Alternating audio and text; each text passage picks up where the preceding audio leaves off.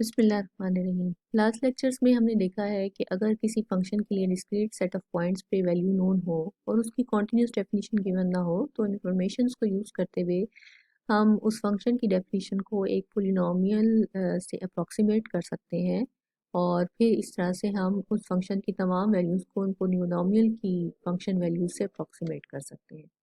इस प्रोसेस को हम इंटरपोलेशन कहते हैं, प्रोवाइडेड कि हमारे पास जो गिवन डाटा पॉइंट्स हैं उसकी जो इंफॉर्मेशन है वो एग्री करे with the information of the constructed polynomial of appropriate degree. Degree हम डिसाइड करते हैं on the basis of number of data points. अगर हमारे पास डाटा पॉइंट्स जो हैं वो उनकी तादाद n+1 हो यानी 0 से n तक x0 से xn तक दी हुई हो तो सूरत में ये जो पोलिनोमियल हम बनाते हैं ये डिग्री n का उससे एक लेस डिग्री का बनता है। Actually polynomial of degree n में n+1 ही अननोन्स होते हैं जो कि n+1 इंफॉर्मेशंस को इस्तेमाल करते हुए कैलकुलेट किए जाते हैं। इसके लिए हमने जो पहला फार्मूला दिया था वो लेग्रांज इंटरपोलेटिंग पोलिनोमियल है, लेग्रांज इंटरपोलेशन प्रोसेस है और इसमें हमारे पास जो गिवन डाटा है उसके लिए इक्वी स्पेस्ड होना ज़रूरी नहीं है। यानी अगर आपके पास नॉन इक्वी स्पेस डाटा है और यानी जो पॉइंट्स हैं उनके दरमियान गैप्स इक्वल नहीं है तो उस केस में आप ये जो लेग्रांज इंटरपोलेशन प्रोसेस है ये अप्लाई कर सकते हैं to approximate the function with a polynomial of degree n using the n+1 values of the function at the given data points by the formula। इसमें हमारे पास हम लेग्रांज पोलिनोमियल्स डिफाइन करते हैं डिनोटेड बाय else और together with the given function values. तो ये हमारे पास इस सिचुएशन में इस टाइप का फार्मूला होता है। तो ये आपके पास n+1 Lagrange polynomial of degree n define किए जाते हैं और उसको अगर आप यहाँ सब्स्टिट्यूट करें तो you can define a polynomial of degree n appropriately. इस केस में ऑफ कोर्स फिर हम जब भी कोई ऐसा मेथड अडॉप्ट करते हैं जो कि हमारे सॉल्यूशन को एग्जैक्ट सॉल्यूशन को कैलकुलेट करने के बजाय अप्रॉक्सीमेट कर रहा हो तो उस सूरत में हम हमेशा एरर एनालिसिस की बात करते हैं कि फिर जो हमारे पास सॉल्यूशन आ रहा है अप्रॉक्सीमेट सॉल्यूशन आ रहा है उसमें एरर कितना है। तो एरर के लिए यहाँ पे एक थ्योरम स्टेट किया गया है और उस सूरत में हमारे पास ये एरर की डेफिनेशन दी गई है कि अगर हम किसी फंक्शन की गिवन वैल्यूज़ के लिए जो कि n+1 नोड्स पे दी गई है x0 से xn तक डिस्टिंक्ट नंबर्स हैं इंटरवल ए बी में और उसके लिए फंक्शन की वैल्यू नोन है और फंक्शन किस तरह का है ये कॉन्टीन्यूसली डिफरेंशिएबल है अप टू ऑर्डर n+1 यानी इसके n+1 ऑर्डर के डेरिवेटिव एग्जिस्ट करते हैं and they are continuous. Then in such case हम डिफाइन कर सकते हैं एरर एज एरर देके होता है true value minus approximate value. तो ट्रू वैल्यू क्या है फंक्शन की वैल्यू एट एक्स अप्रोप्रिएटली और फिर उसकी अप्रॉक्सीमेटेड वैल्यू एट एक्स जो कि अप्रॉक्सीमेट की जा रही है थ्रू द पोलिनोमियल डेफिनेशन। तो ये डिफरेंस जो होगा ये एरर होगा। तो इस केस में अगर मैं इस टर्म को लेफ्ट साइड पे ले जाऊँ तो इसका मतलब है मेरा एरर टर्म जो है वो ये है। तो एरर क्या है error is dependent upon the n+1 order derivative of the function at an interior point of the interval. फिर ये n+1 फैक्टोरियल आ रहा है डिनोमिनेटर में और साथ ये आपके पास n+1 फैक्टर्स आ रहे हैं starting from x0 to xn। तो ये एरर को डिफाइन करते हैं। अब अगर हमने किसी सूरत में हमने फंक्शन को लेग्रांज इंटरपोलेशन से डिग्री n के पोलिनोमियल से अप्रॉक्सीमेट किया है और अगर आप ये बताना चाहें कि इसमें एरर कितना है तो आप इसके थ्रू कैलकुलेट कर सकते हैं for a given point x के किसी x पॉइंट के लिए अगर हम फंक्शन की वैल्यू को अप्रॉक्सीमेट कर रहे हैं थ्रू दिस पोलिनोमियल डेफिनेशन तो उस x के लिए एरर कितना होगा। इसमें जो n+1 ऑर्डर डेरिवेटिव है अब नॉर्मली ये है कि इस ज़ाहिर है हमें ऐसा एग्जाई पता नहीं है जिसके लिए एग्जैक्टली एरर हम कैलकुलेट करें ऐसा इंटीरियर पॉइंट जिसके लिए हमें एरर की वैल्यू आ सके। तो हम इसकी नॉर्मली अपर बाउंड जो है वो डिफाइन करते हैं m such that this n+1 order derivative is bounded by this m। तो ये फार्मूला यूज़ होता है for calculating the error analysis. तो ये तो था हमारा नॉन इक्वी स्पेस डाटा के लिए पहला फार्मूला। अब हमारा जो दूसरा फार्मूला है वो है न्यूटन डिवाइडेड डिफरेंस फार्मूला। ये भी नॉन इक्वी स्पेस डाटा के लिए इस्तेमाल होता है, यानी अगर हमारे पास जो पॉइंट्स गिवन है जिन पे फंक्शन वैल्यू डिफाइंड है या गिवन है, तो उस सूरत में अगर उन पॉइंट्स के दरमियान जम्प्स या गैप्स जो है वो इक्वल ना हो तो फिर हम ऐसे डाटा सेट के लिए एक तो हमने लेग्रांज इंटरपोलेशन दी है और दूसरा हम दे रहे हैं Newton divided difference formula. Newton divided difference फार्मूले को समझने के लिए हमें सबसे पहले डिवाइडेड डिफरेंसेस डिफाइन करने पड़ेंगे। और डिवाइडेड डिफरेंसेस जो हैं वो हमारे पास उनकी डेफिनेशन कुछ यूँ है कि अगर हमारे पास कोई फंक्शन है जो कि नोन है at some given point, suppose कर लें कि जैसे हम इंटरपोलेशन की ही बात कर लेते हैं कि हम कहें कि n+1 डाटा पॉइंट्स पर ये फंक्शन जो है ये नोन है। ऑफ कोर्स फिर इसका मतलब ये हुआ कि ये फंक्शन की डिस्क्रीट वैल्यूज गिवन है, फंक्शन की अपनी कॉन्टिन्यूस डेफिनेशन नहीं है। इस सूरत में फिर हम डेरिवेटिव्स का कॉन्सेप्ट यानी रेट ऑफ चेंज का कॉन्सेप्ट कैसे अडॉप्ट करेंगे जब हमारे पास फंक्शन की एक्सप्लिसिट डेफिनेशन ही पता ना हो। तो ऐसी सूरत में फिर हम डेरिवेटिव्स के बजाय डिफरेंसेस लेते हैं, क्योंकि अगर आप नोट करें हम अगर डेरिवेटिव की डेफिनेशन दें तो this is limiting value such that h approaches to zero if you say f of a plus h minus f of a divided by h। In other words मैं इसको यूं भी लिख सकती हूँ, limit as x approaches to a and f of x minus f of a divided by x minus a। तो note करें अगर मैं इस डेरिवेटिव की डेफिनेशन में से लिमिट हटा दूं तो ऑफ कोर्स फिर ये डेरिवेटिव को एग्जैक्टली कैलकुलेट नहीं करेगा बल्कि उसकी अप्रॉक्सीमेशन दे देगा। तो f डैश a यानी derivative of first order derivative of the function eight a point A will be approximated through this difference, divided difference. Um, in other words, slope of the tangent line will be approximated through slope of a secant line passing through the points, 2 points f a f of a and x f of x। तो आप note करें कि ये भी एक तरह का देखें ऊपर क्या है, डिफरेंस ऑफ द फंक्शन है और नीचे डिफरेंस ऑफ द पॉइंट्स है, और डिफरेंस ऑफ फंक्शन को डिफरेंस ऑफ द पॉइंट से डिवाइड कर रहे हैं, तो ये एक डिफरेंस फार्मूला है।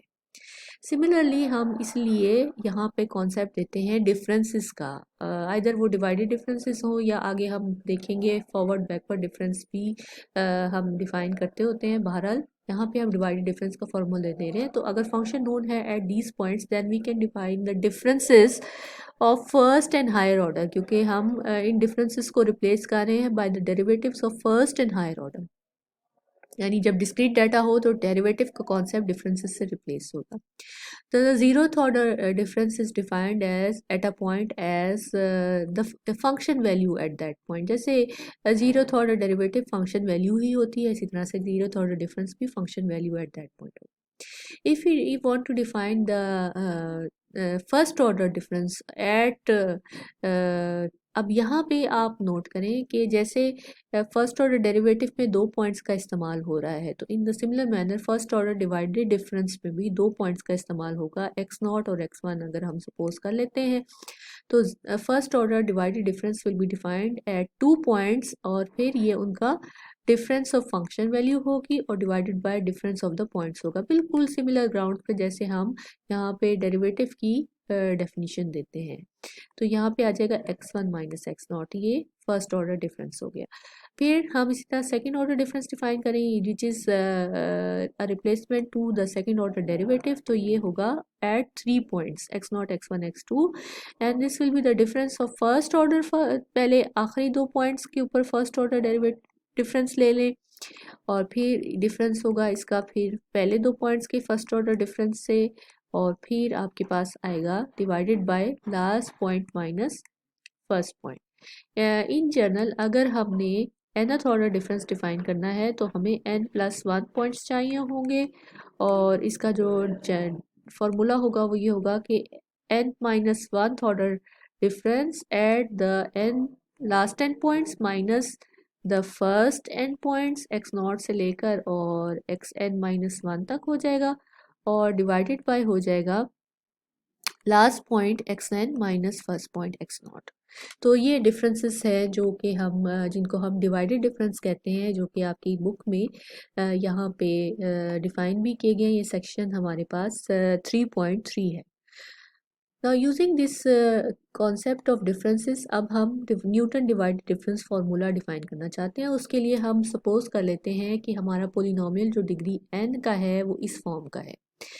यानी फॉर्म क्या है? We define the polynomial of degree n as a not plus a1 x minus x not और प्लस सो ऑन, कहाँ तक जा रहे हैं, हर टर्म में एक फैक्टर को बढ़ा रहे हैं। तो आखिरी टर्म में बहरहाल हमारे पास जो फैक्टर्स हैं, यानी देखिए जो दूसरी टर्म थी उसमें एक फैक्टर है, तीसरी टर्म में दो फैक्टर है, तो लास्ट टर्म में n फैक्टर्स होंगे। तो ये हो जाएगा x minus x N minus one तक। तो ये हमने पोलिनोमियल डिफाइन किया। अगर ये पोलिनोमियल डिग्री n है तो इसमें अननोन जो है ये कोफिशिएंट्स हैं जो कि हमने इंटरपोलेशन कंडीशंस को इस्तेमाल करते हुए फाइंड करना है। तो कंडीशंस क्या है कि पी एन एक्स आई की वैल्यू वही होनी चाहिए जो एफ ऑफ एक्स आई की वैल्यू है for all I from 0 to given points के लिए n तक के लिए। ये जो फंक्शन नोन है at these n plus one points. Now with this information अब हम एक एक करके ये जो इंफॉर्मेशन है ये सब्स्टिट्यूट करके वो देखते हैं कि अननोन्स की वैल्यू क्या आती है। जैसे पहली इंफॉर्मेशन मेरे पास ये है कि पी एन की जो एक्स नॉट पे वैल्यू है वो वही होनी चाहिए जो एफ की एक्स नॉट पे वैल्यू है। अगर ऐसा हम पी एन अगर ये पोलिनोमियल इंटरपोलेशन कंडीशन सेटिस्फाई करता है तो हम इसमें ये पी एन एक्स की जगह एक्स नॉट सब्स्टिट्यूट करते हैं और देखते हैं हमारे पास क्या आंसर आता है। तो हमारे पास आता है ए नॉट सिर्फ, क्योंकि हमारे हर अगली टर्म में एक्स माइनस एक्स नॉट का फैक्टर है तो बाकी तमाम टर्म ज़ीरो हो जाएंगी। इसका मतलब है ए नॉट को क्या होना चाहिए कि ए नॉट को एफ ऑफ एक्स नॉट होना चाहिए। तो इस तरह से हमने पहले अननोन की वैल्यू कैलकुलेट कर ली। अब इसी तरह से अब हम नेक्स्ट वैल्यू पुट करते हैं या नेक्स्ट कंडीशन पुट करते हैं। नेक्स्ट इंटरपोलेटिंग कंडीशन है कि पी एन की वैल्यू जो एक्स वन पर है वो वही होनी चाहिए जो एफ की वैल्यू एट एक्स वन पे है। तो जब मैं इसको पोलिनोमियल जो डिफाइंड पोलिनोमियल है उसमें एक्स की जगह एक्स वन पुट करते हैं तो पहली टर्म आएगी जो कि ए नॉट थी और वो बन गई है अब एफ ऑफ एक्स नॉट, उसका आंसर आया है। प्लस अगली टर्म में था हमारे पास a one x minus x naught, तो एक्स की जगह एक्स वन आ गया। उसी अगली तमाम टर्म्स में एक्स माइनस एक्स वन का फैक्टर मौजूद है। तो इस लिहाज से बाकी तमाम टर्म्स यहाँ से लेकर यहाँ तक ज़ीरो हो जाएंगी, तो सिर्फ ये दो टर्म्स बच जाएंगी। अब इसमें से जो हमारे पास लेफ्ट हैंड साइड है ये एफ ऑफ एक्स वन की इक्वल है। अब मैं सिंप्लीफाई करती हूँ तो एफ ऑफ एक्स वन, ये जो एफ ऑफ एक्स नॉट है इसको मैं लेफ्ट साइड पे ले जाऊँ और फिर राइट साइड पे मेरे पास ए वन इंटू फैक्टर आएगा, ये जो factor x one minus x not का है ये आएगा। अब इसको मैं फिर यहाँ पे डिवाइड कर लेती हूँ तो x one minus x naught, तो ये आ जाएगा ए वन की वैल्यू आ गई। इसका मतलब है ए वन आ गया first order divided difference of F at x naught x one. So ये देखिए कि इस तरह से हमारी वैल्यूज निकलती जाएंगी। इन जनरल यहाँ पे हमारे पास ए एन क्या आएगा, ए एन हमारे पास nth order divided difference of F at x naught to X N आएगा। तो इस तरह से हमारा जो फार्मूला बन जाता है वो आपको यहाँ पे नज़र आ रहा है कि ए नॉट की value f of x naught आई, ए वन की value f of x naught x one first order divided difference. अब नेक्स्ट ए टू की वैल्यू जो है वो हमारे पास आएगी, ए टू की वैल्यू आएगी second order divided difference. So अगर आप ए टू की वैल्यू कैलकुलेट करेंगे using the next interpolation condition तो ये आएगी। और इसी तरह से इन जनरल आपके पास हर एक की वैल्यू जो है वो डिवाइडेड डिफरेंस पे डिपेंड कर रही है। ये है केथ ऑर्डर डिवाइडेड डिफरेंस आ जाएगा, तो ये आ जाएगा एक्स के तक for all case from 0 to N, जो अननोन हमने निकालने हैं। तो इस तरह से हमारा जो फार्मूला बन गया है वो बन गया है कि पी एन जो हमने polynomial of degree N define करना है, पहली टर्म है F of x naught plus दूसरी टर्म है X minus x naught factor और साथ ए वन की वैल्यू आई थी first order divided difference at x naught x one. फिर अगली टर्म है X minus x naught factor और x minus X one factor और अगली टर्म आई है सेकेंड ऑर्डर डिवाइडेड डिफरेंस, यानी ए टू की वैल्यू आई है second order divided difference x naught x one x two plus और लास्ट टर्म में हमारे पास जो फैक्टर्स हैं वो x माइनस एक्स नॉट से लेकर x minus x N minus one तक हैं। और इस पे जो ए एन की वैल्यू आएगी वो nth ऑर्डर डिवाइडेड डिफरेंस आएगा एक्स नॉट एक्स वन से लेकर एक्स एन पर। तो ये this is called Newton's divided difference formula और इसको हम फिर अप्लाई कर सकते हैं to approximate a function with a polynomial of nth degree when the value of the function is given at n plus 1 discrete set of data points. तो इसको हम नेक्स्ट लेक्चर में एग्जाम्पल पे अप्लाई करेंगे.